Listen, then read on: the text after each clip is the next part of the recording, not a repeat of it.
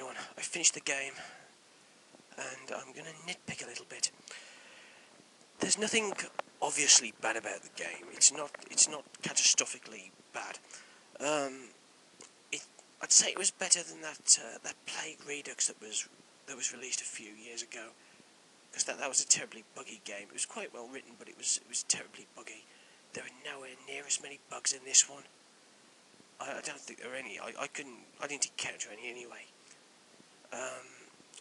I'm not sure the writing is quite as good, but some of the implementation was a bit sparse. Like there were too many nothing specials for my liking.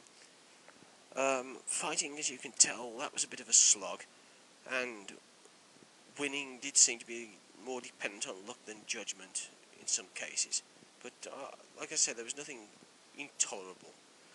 The biggest beef I think I have is with the insta-deaths, or death traps as they're referred to in the manual.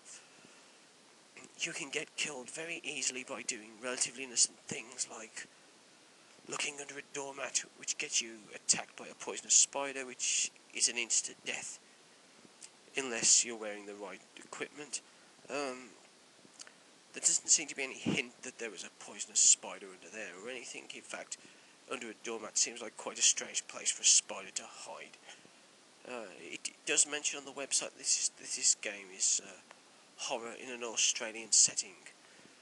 Australia, of course, being the land where everything kills you, where arguably even a normal day could qualify as a horror story in itself.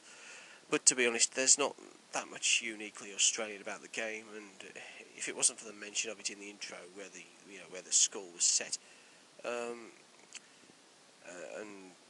the breed of the spider, which I think is uniquely Australian, that I'm just talking about, you wouldn't actually know this was set in Australia. I mean, it could have been just about any Anglophonic country.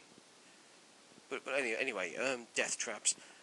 Occasionally, as you're progressing through the game, some sort of supernatural force comes to get you, and you're forced to hide somewhere in the room you're in. And if you pick the wrong place, you're dead. Insta-death. The trouble is, you're just guessing at which is the best place to hide. There doesn't seem to be any hint as to which is the best place, and you can't really search. You can't really search the room. You haven't got time.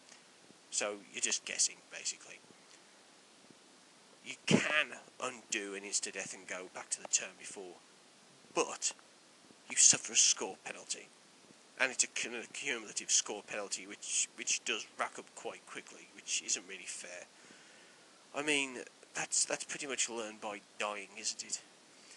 But having said that, the puzzles aren't too difficult.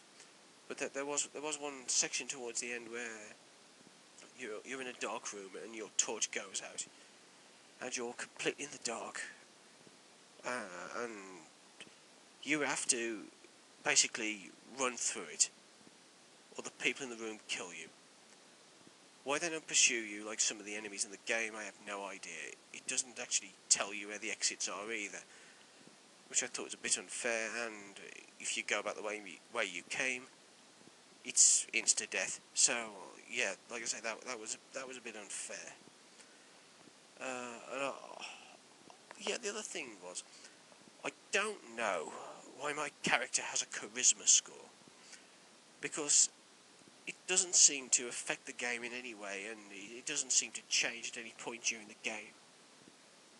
I mean, maybe it was part of an abandoned game mechanic, or something, I don't know. Yeah, there were just a few other things I thought were odd, like when I tried to rescue some girl who got attacked by killer vines, and I didn't have the right equipment to rescue her.